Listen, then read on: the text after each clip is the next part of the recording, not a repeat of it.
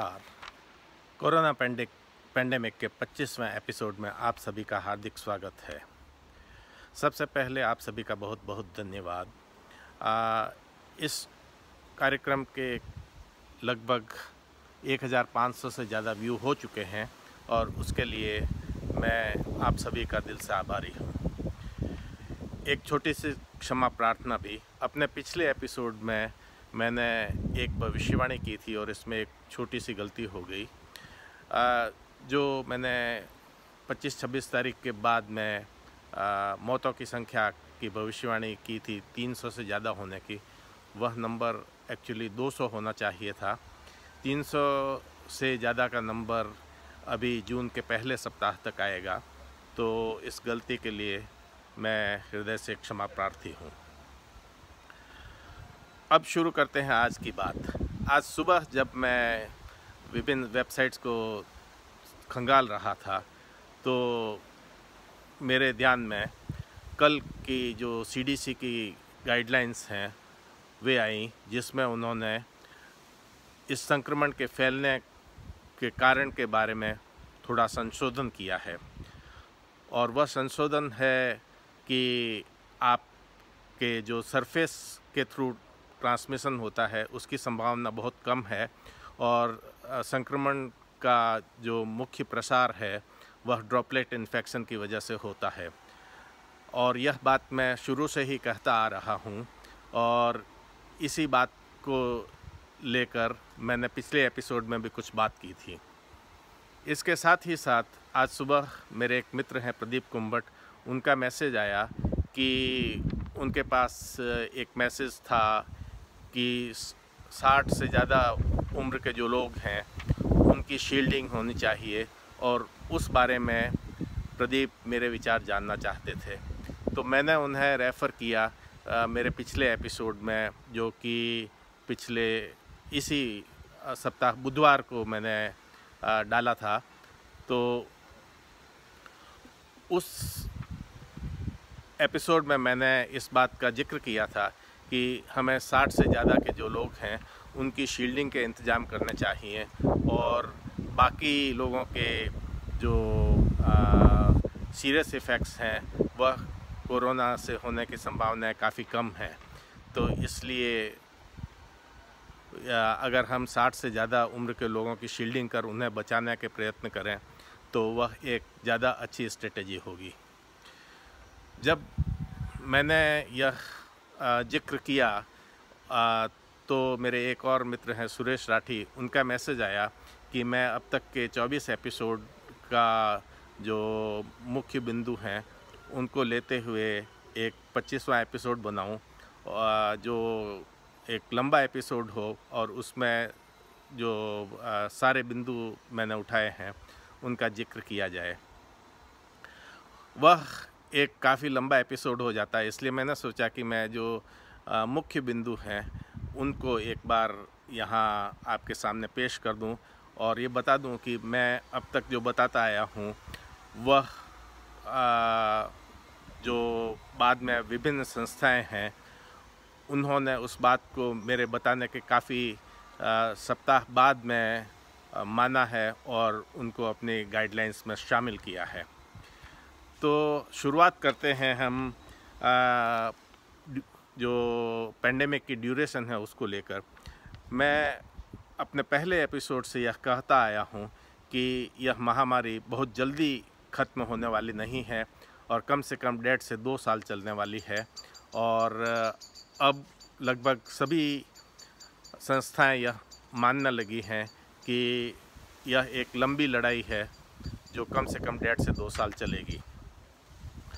दूसरी चीज़ जो थी वह थी कोरोना की हाई इन्फेक्टिविटी की, और जिस तेज़ी से संक्रमण पूरी दुनिया में बढ़ते जा रहे हैं उससे यह तो तय है कि इसकी इन्फेक्टिविटी काफ़ी हाई है। पर जैसा कि मैं शुरू से कहता आया हूँ, अभी भी हमारी जानकारी जो है वह बहुत कम है और सही इस बारे में कुछ भी कहना बहुत आसान काम नहीं है।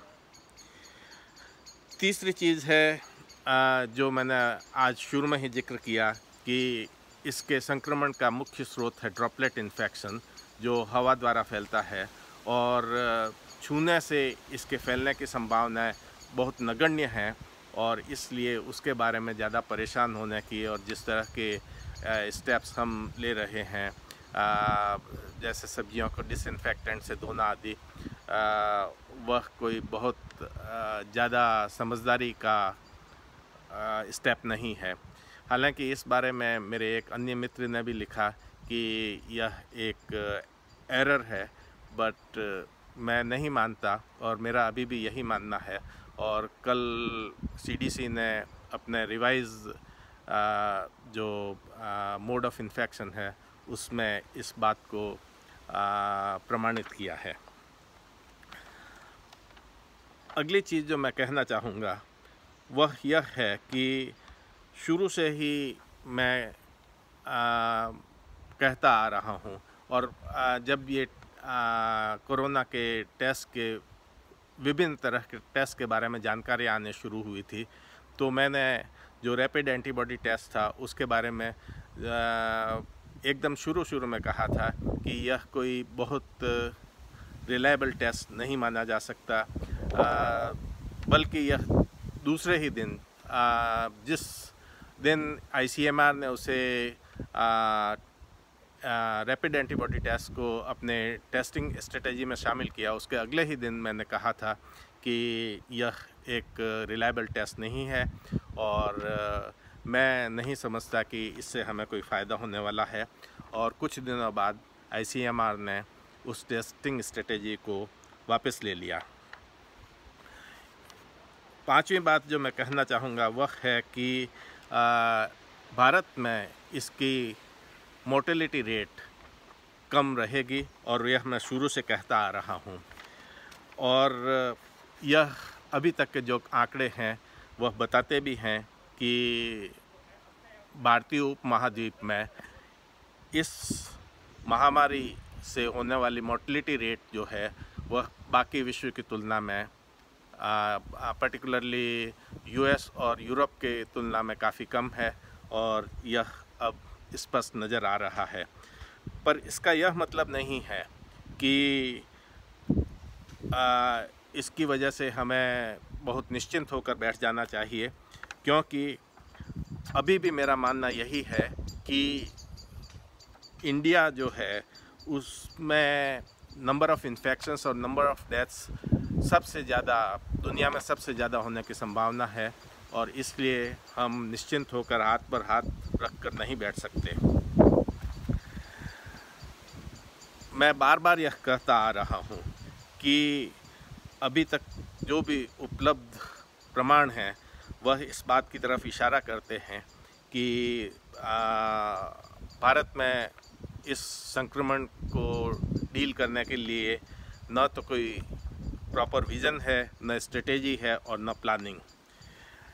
यह एक मानवीय त्रासदी है, और इस संबंध में मेरा मानना यही है कि अभी तक, इवन आज तक जो भी स्टेप्स लिए जा रहे हैं वह यह साफ इंगित करते हैं कि एक प्रॉपर विज़न, स्ट्रेटेजी और प्लानिंग का अभाव है, और मुझे यह कहने में कोई हिचक नहीं।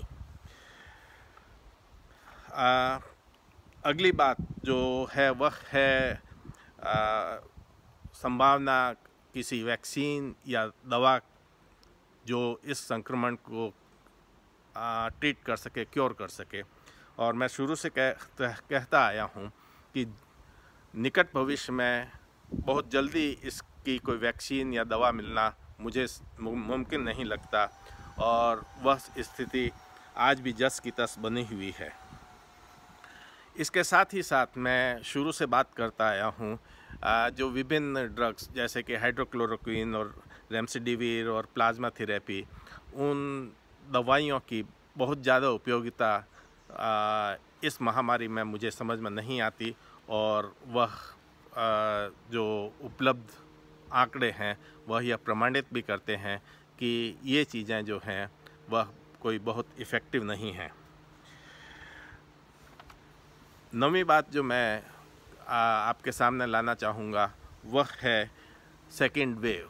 मैं शुरू से इस बात का जिक्र करता आया हूँ कि इस महामारी की अभी एक सेकेंड वेव आना बाकी है, और भारतीय उपमहाद्वीप को देखें तो मैं ऐसा सोचता हूँ कि मॉनसून के आने के साथ ही संक्रमण की संख्या तेज़ी से बढ़ेगी, वह एक प्लेटो पर पहुँचेगी, और जैसे मानसून कमज़ोर होगा संक्रमण की संख्या एक बार कम होगी, पर सर्दी के आने के साथ ही हम भारतीय उपमहाद्वीप में इसकी एक सेकेंड वेव देख सकते हैं।